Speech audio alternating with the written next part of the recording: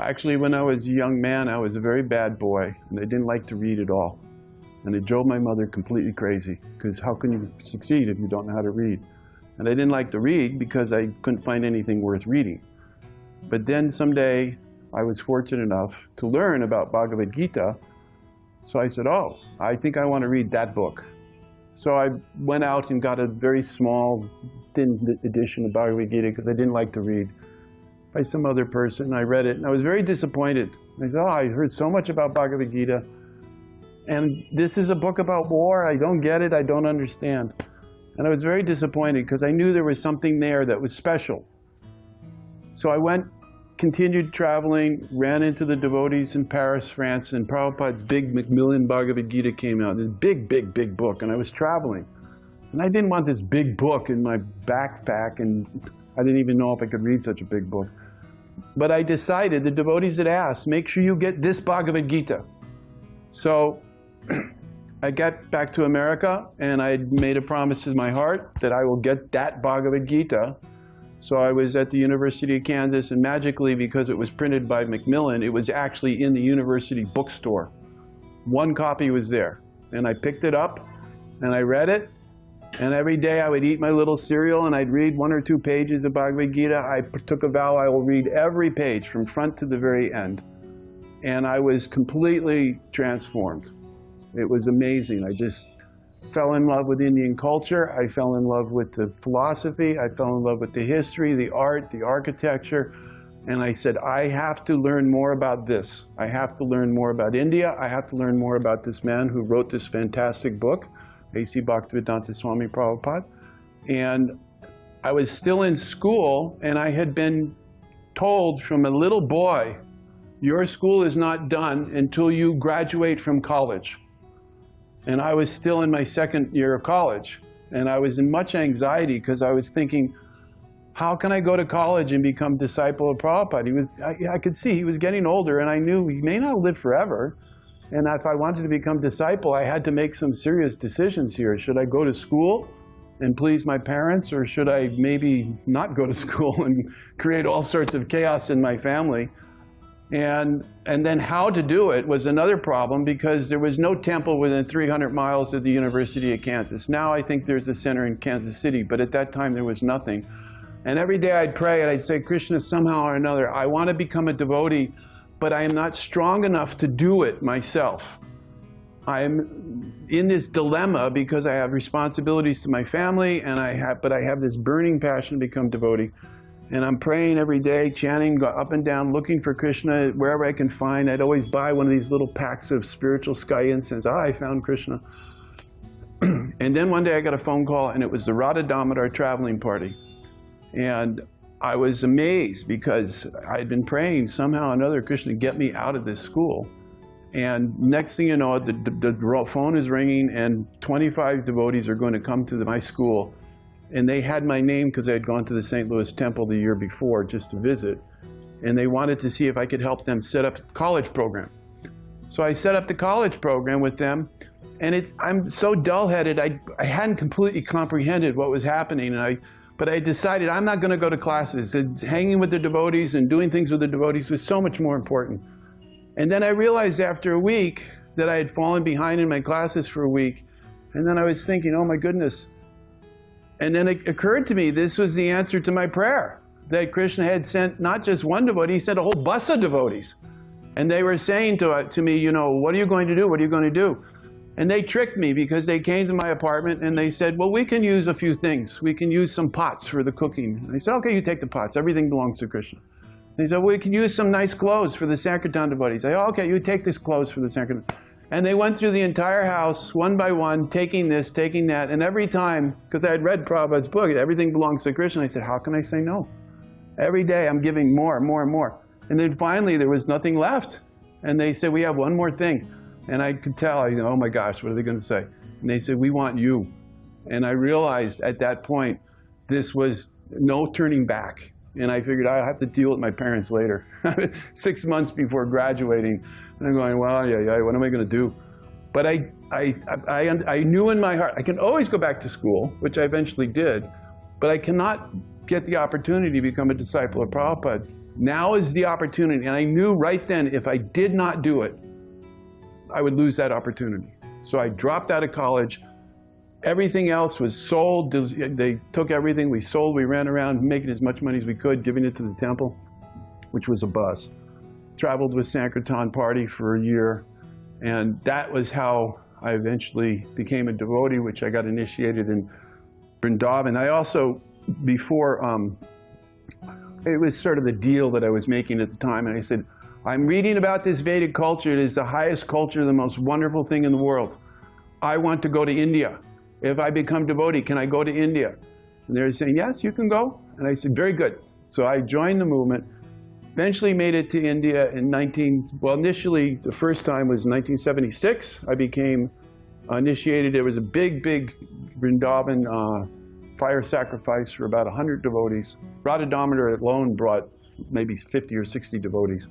I was one of them. Prabhupada handing me my beads, a beautiful photograph. And, you know, everybody's going up one by one by one. I can tell you that when I went up to get my beads, you know, it's a very emotional thing. You know, here is this man who's completely transformed my life from some karmic nonsense to now I'm going to do something meaningful. That when Prabhupada gave me my name, Mayesvara Das, I didn't hear a word. You know, he asked for the 4 principles. I gave the 4 principles, 16 rounds.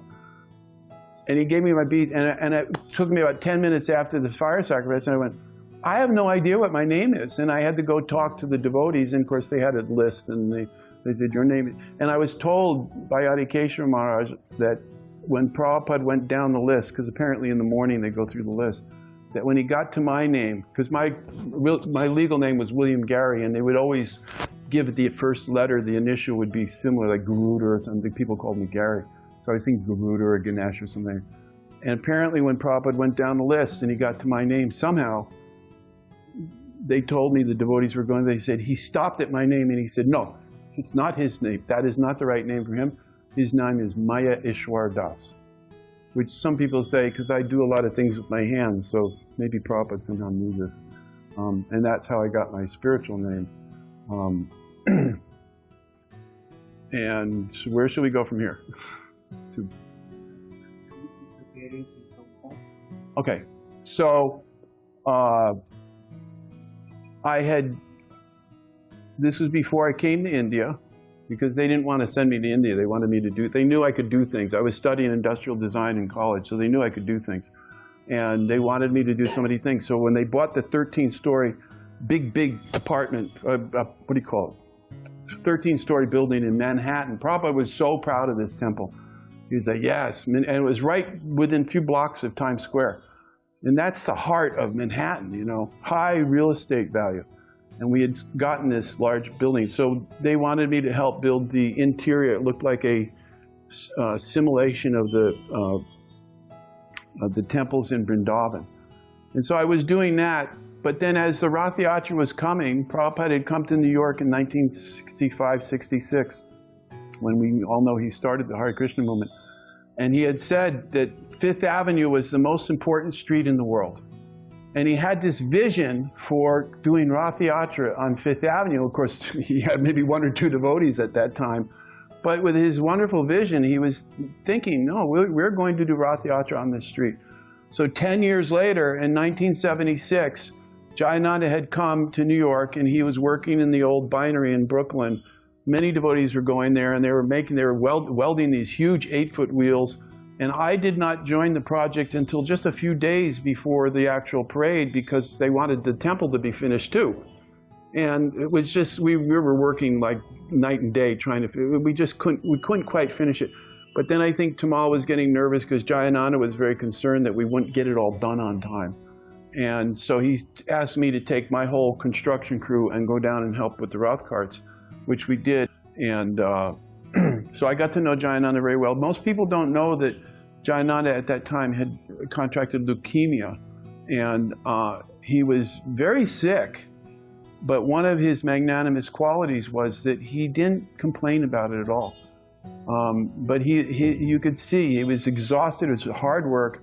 And shortly after that, it was decided that he should go to Los Angeles to the New York weather in the winter is horrible. It's very cold, so California is always nice. So before the winter came, I think towards September, they said, you go to Los Angeles. And he eventually inspired the devotees in Los Angeles to do the huge parade, which has been going on for 40 years in Los Angeles. A huge success. Unfortunately, he left us just, I think, a couple of weeks before the actual parade. But before he left, Tamal Krishna Maharaj and Adi Keshava called me in Jayananda was there, and they said, Jayananda, Mayesvara, they said, we want you to learn everything Jayananda knows about Ratha Yatra carts. He's been doing it for so many years.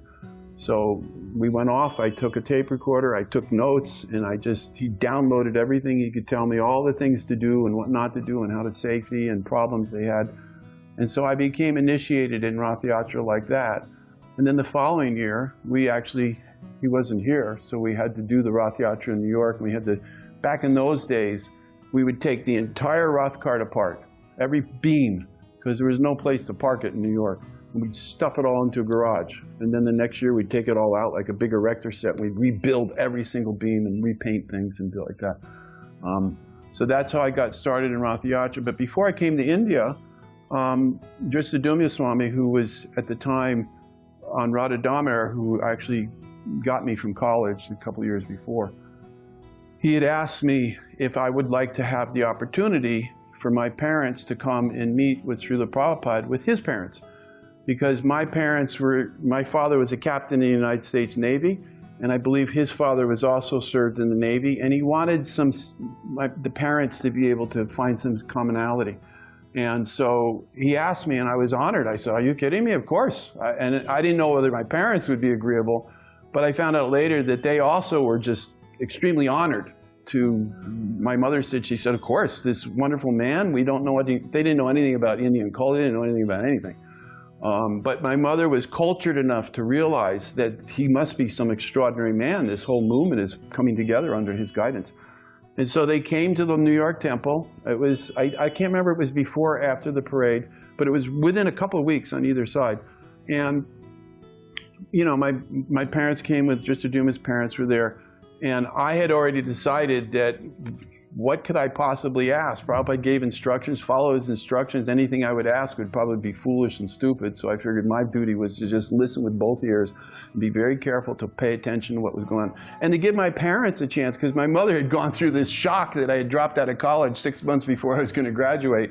She had kind of come comfortable with that. But still, you know, she was, what's going on here? And Prabhupada just totally charmed her. They asked the typical questions, well, what is my son going to do? He has no education. He's going to serve Krishna. I said, but. And then Prabhupada said, your son is doing the highest service to the world. Don't you worry. Krishna will take care of everything. And somehow she understood it. My dad was sitting there. He wasn't asking so much, but he was gleaning like, oh, I think I like this now. And so at the end, and I didn't say anything. I was just watching the whole thing unfold. Sometimes I regret saying I could have had some conversation, but no, I think I did the right thing. I listened. And then it was over. Prabhupada instructed, I believe Hari Sari was there, and he said, you give them the garland. And so they put the garland over my father and my mother, and they wore the garland down, and I think they gave some prasad, a little, you know, some sweet or something like that. And they went down, and the parking lot in New York where they had parked the car was a block down around the corner or something, because you can't park on the streets in New York. And when they walked in, my father told me, as soon as they walked in, because they still had the garlands on, they go, oh, you've gone to see the Swami. And so the parking lot attendant knew that Prabhupada was somewhere up in one of the top story buildings in Manhattan. And my father was like, whoa, he was very impressed by that. But the wonderful thing about this is that, you know, I was thinking, okay, that's over. But the wonderful thing was that my mother had been doing a lot of freelance writing. She's very academically astute with writing, and she'd write haiku poems, and she'd send them into the newspapers and stuff like that. And I had no idea she was doing this, but she went home, and she wrote this article, and she submitted it to the New York Times. And it was like the suburban issue, which was, the New York Times was this big, huge newspaper. And it would have all these inserts, and, you know, it would have all these, and so they had a section called the Suburbia Today, which was sort of special section about what goes on in suburbia New York. And they accepted my mother's article, and it has the photograph of me getting initiated. It's a fantastic photograph with me getting initiated in Vrindavan, and Prabhupada's reaching out, and I'm reaching out, getting my beads, right on the main first page. And it said, "Our son joined Hare Krishna." And I was actually in Juhu Beach. I think it came out in 1981. I was building a Roth cart here in Juhu Beach. And she mailed me a copy of it, and I looked at it and I went, oh my goodness. Because it was about 2 or 3 years later that the article finally got put in the newspaper. And I was just floored. I brought tears in my eyes because my mom, I think it was all of her years of writing all these little articles about traveling, and it was just interesting.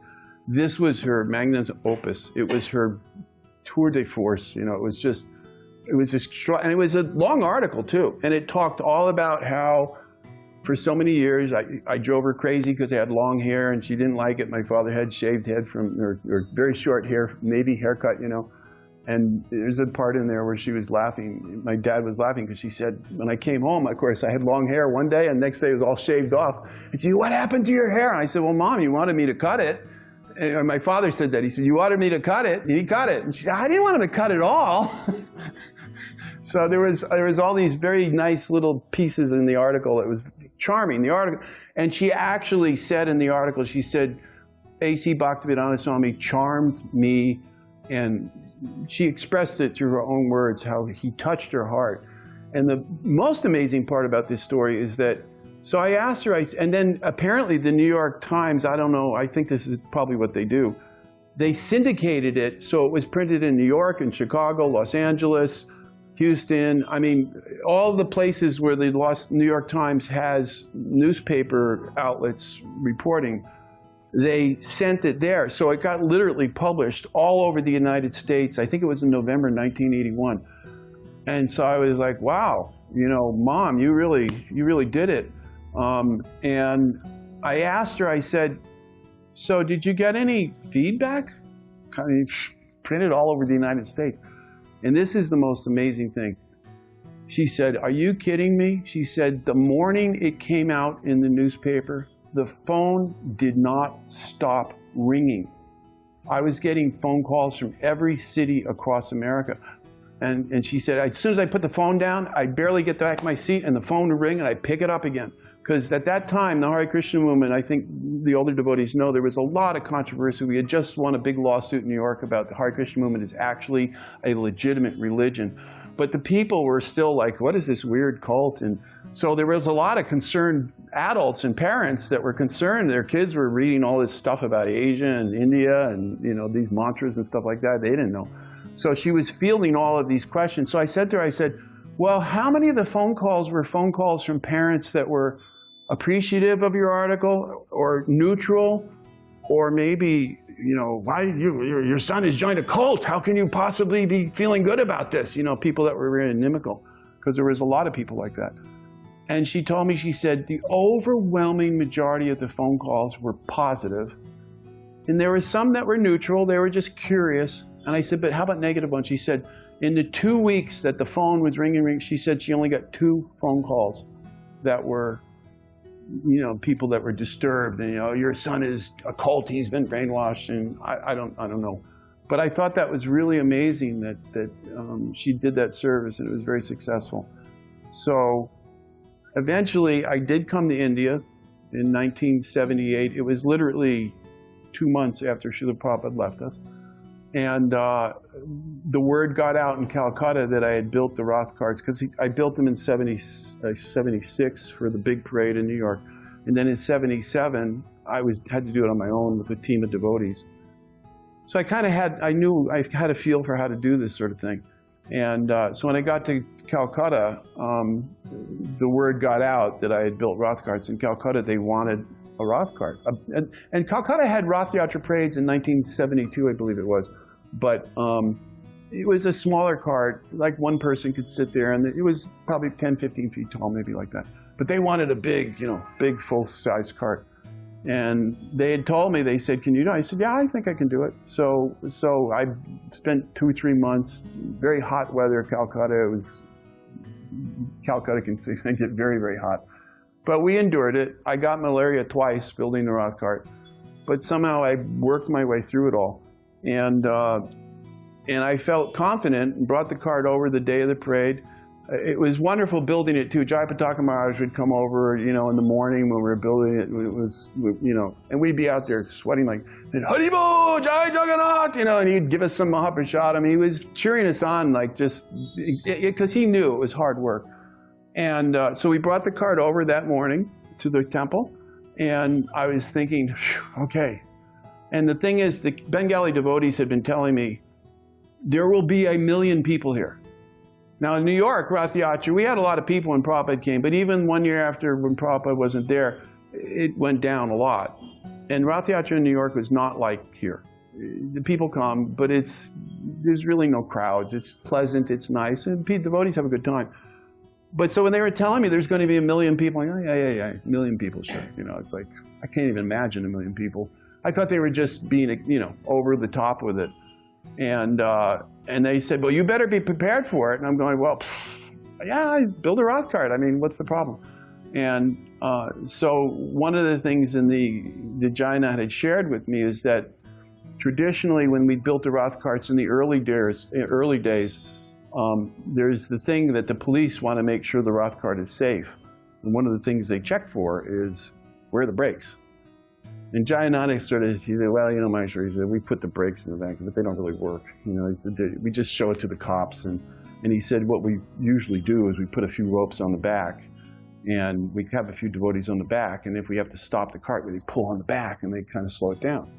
No, okay, that's the bona fide way to do it. And in the early days, if you look at the photos from the New York Ratha Yatra, you'll see he's out in front with steering bars, and he would walk in front of the Roth cart. So that's what I did in Calcutta. And I had the ropes on the back. And the morning of the parade, I brought the cart over very early in the morning, 5:30, before the traffic picked up. And I went inside to lay down. I said, it's going to be a long day. And I came down at about 12:30 when the parade was going to start. And I couldn't even get through the temple room. I had to wedge myself through the temple room. And I was astonished that there were so many people there. And I looked out from the veranda of the Calcutta parade over Albert Street. And there were people everywhere. They were on the wall. I was just like, holy smokes, I've never seen so many people. And we went down, and it's a whole long story. I don't know if we have the time to do it now, but basically what happened was in the first 10 feet of the parade, the wheel got wedged into a very high curb, and the Bengalis pulled the Roth cart, and they just totally twisted the front axle, totally twisted it. Because in New York, you wouldn't have this problem. You just say, hey, pull it over here. But no, everybody in Bengal wanted to steer the Roth cart. And it was totally out of control. And I was thinking, oh, this is going to be a whole total disaster. But they broke the front axle. And at that point, I felt totally useless, complete failure. And I was having, all my circuits were breaking down. And I just went upstairs to the Brahmacharya ashram, which was a roof in Calcutta at the time. And I actually said, tell them to all go home. There can't be a parade now. It's not going to happen. The cart is totally destroyed. And I went upstairs and just sort of checked out. And, all the devotees were trying to figure out what to do. And at some point, Jayapataka called for me. And he said, you get Mayesvara down here now. And so I reluctantly came down because I just felt totally like I'd failed everybody. I failed the whole city of Calcutta. And Jayapataka was saying to me, he said, Prabhu, he says, look, you have to help think. You figure something out. And they had all these crazy ideas. They were going to lift it. They were going to put an ambassador under the front of it. They had all these. They were going to put it on a flatbed truck, which you couldn't do because the spire would come, the telescope came down through the middle. And I was trying to figure it out. And as I sat there, Krishna Jagannath gave me the intelligence. And he said, what do you do when a car breaks down? So you get a tow truck. I said, not any tow truck, not an ambassador tow truck. You get a big lorry tow truck. And everybody went, oh yeah, that's what we should do. So they got on the phone and they contacted somebody, and they got the big lorry, and you could see it took about 2 hours because the lorry had to get through all of the people, and about an hour later, it finally came. You could see it at the end of Albert Road coming around, I think it was Kamei Street. Coming back, they were getting the people all the way. And we had to smash a hole through the front of the Roth cart and put the hook down through the front of the Roth cart. And I'm going, okay, I guess this is the way it's going to work. And we actually jacked the Roth cart up. And then the question is what to do with the ropes. And so we tied the ropes on the front of the tow truck. And the magic of this, and there's so many other aspects of this story, which I won't go into now for the sake of time, but if people want to read it, it's the Calcutta Temple has posted it on their website, the whole story. But one of the magical things about this was because if that had not happened, there would have been no brakes.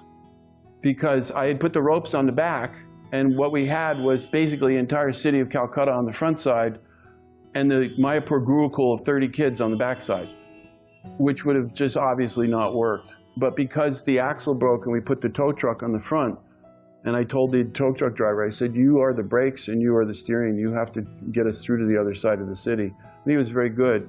And they pulled the whole thing. And there's actually a picture in the 1970, I guess it was 81 or something like that, Back to Godhead magazine. The following week, we didn't have time to fix it. We fixed it the following year. But the following week, because we knew we were going to use the tow truck again, they came and they decorated the whole tow truck with flowers and everything. And there's a picture of it in the Back to Godhead magazine.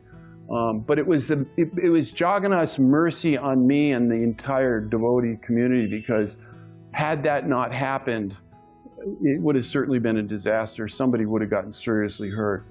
But I learned my lesson, and then the next year I redesigned the whole front of the cart to be like a tank, and I put a big steering wheel on in front of it, because you can't, I mean, it was like 10 different languages were happening, and the police didn't know how to handle it. I didn't know how to handle it. And so I said, okay, we're taking the steering off the road. And that's when we actually I started visualizing we have to make Roth carts with a different understanding, especially for India. So after that, Bhavananda asked me to go to Calcutta. Excuse me, he asked me to go to Vrindavan, because the Samadhi project hadn't really started. It was still wallowing along. And you know, a year later, and we haven't really done hardly any. I think they put the foundation stone in, but they hadn't actually done any construction. So I was sent to Vrindavan, and I actually spent 2 years there and got the whole Samadhi project going, and built the superstructure, put down the first layer of marble on the floor, the electric, the plumbing, you know. And then there were some management changes, and I found myself coming to Bombay. And Chitrikar was here, and Giriraj was here, and I guess they had heard Calcutta. I did Calcutta 2 or 3 years for Rath Yatra, and New York. And they asked, we want Rath Yatra cart for Bombay. And so I started in just right after the 1st of January, 1982, because they wanted to have the parade when the devotees came for Gaur Purnim a couple of weeks later, or I guess at the end of March or beginning of March. And so I said, okay. So we worked hard. We built it right out the front door of the temple. It's a little different now. I haven't been here for 38 years, so it's quite a change. And it was wonderful. I mean, the devotee, you know, Rath Yatra is a very exciting thing. Devotees, oh, wow. And I built what I realized now was, and I'm still pretty convinced it was the biggest Rath Yatra cart in our entire Hare Krishna movement.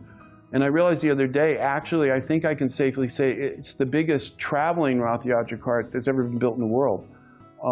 Because the ones in Jagannath Puri, they don't leave Jagannath Puri. But I realized at that point that Rath Yatra was such an important part of our program. And there's always this problem of temples can't afford.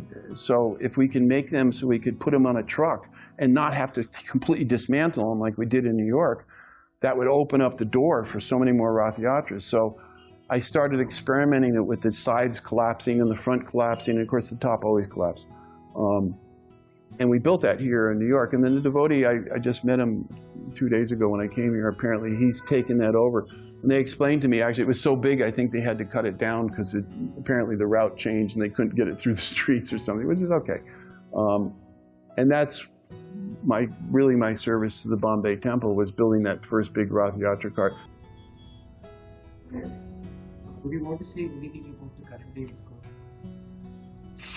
Well, it's just this current day ISKCON is just, you have to understand, I've been preaching in a little town in Ojai, California. I sometimes jokingly refer to it as New Varanasi because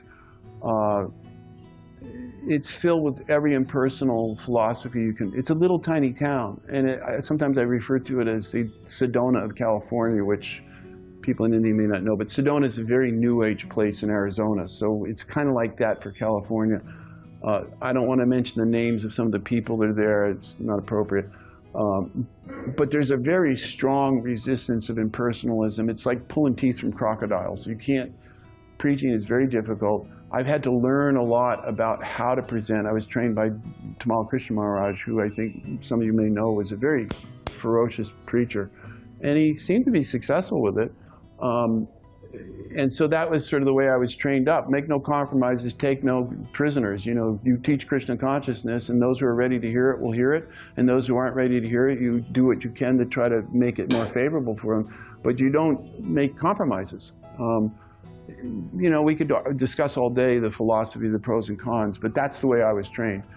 And so coming here after 38 years, and I've said to every devotee, it's just overwhelming because there is no Vedic culture in America, and there's certainly none in Ojai, California. So to come here and have the reception of so many wonderful devotees that are literally bending over backwards, doing everything they possibly can to make it our pleasant stay here. And I almost feel ashamed to ask them to do anything. And I was like, I'm not that big of a person, but they're so honorable.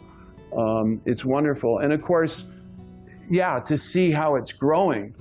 And like I started this with the earlier part of my story, I fell in love with India because it's the only culture that makes any sense in the world. There is no culture anywhere else. I was raised in Malecha. I don't even want to tell you the kind of things that were just normal way of life in America, you know, when I was a kid, eating, doing all sorts of crazy things in college. And although I had no clue about Krishna consciousness, I always had some sense that there's got to be something more than this crazy lifestyle that I was raised into. And when I went to college, I thought maybe they would know. And after a year, I said, they don't know either. Nobody knows. And that's why I'm saying when I read Prabhupada's books, I go, oh, finally, somebody knows something that makes sense. So yeah, to come to Bombay and just see how it's, I mean, when I was here, there was no big building. It was all apartments, and you know, I mean, I didn't really, I have to honestly say, I didn't really have so much to do with building the Bombay temple from the ground up. But I think I did contribute after it got established, making the Ratha Yatra and getting that program established. And Ratha Yatra is, I think, one of the biggest things we do for the public. And the whole concept of Ratha Yatra is that people are too self-absorbed or distracted or whatever to come to the temple, especially in America. I mean, in India, some people, they have a sense you come to the temple. But in America, why go to the temple? They're leaving the churches. Prabhupada said they're all abandoning the churches because they're not giving them anything substantial. But Ratha Yatra, we take God out into the street, and he's smiling with big eyes, and he's saying, hi, come see me, I'm waiting for you. And even though most people don't even understand that, they don't even know there's a deity on the Rath cart. They're just seeing everybody dancing, having a good time, and music and food. And usually at the Pandal programs in America, we have pictures and photos, and people go, what's this all about? And that's how we make so many devotees because of this festival. So it's a very important part of what we do. And it's spreading like crazy, and that's why I do feel I've been somewhat helpful in establishing the concept of traveling Ratha Yatras. And later I went to London and designed even a more portable Rath cart, which later I found out is now going, well, they duplicated it, making 3 carts. And it's traveling all over Europe. And it's become a regular part of the whole English yatra to contract with the other temples, and they have a whole summer full of Rath Yatras all over Europe. So yeah, ISKCON's doing very nicely. I mean, we have our internal disputes. There's some bickering here and there, but for the most part, you know, we're all moving forward, and I like to think of it as the boiling of the milk. So if some people are having difficulty or some problem, maybe they have to go away, maybe they have to rethink, maybe they have to get kicked a little bit more, and then somebody moves in, and then they grow, and over the course of time, we're getting more organized, we're getting more mature, we're getting more appropriate in our behavior. I mean, we're Westerners. We don't know anything about Vedic culture. We think we can have the sense gratification to be spiritual, and we have all these crazy ideas. But slowly we're learning over time that no, you get what you pray for. You know, if you have nonsense prayer, you get nonsense life. You know, so anyhow, anything else? Is that good? Thank you. Okay.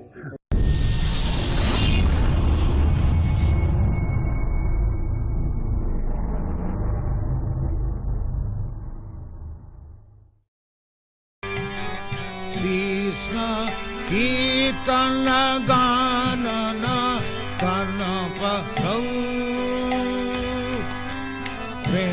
Premamrita Vanidhi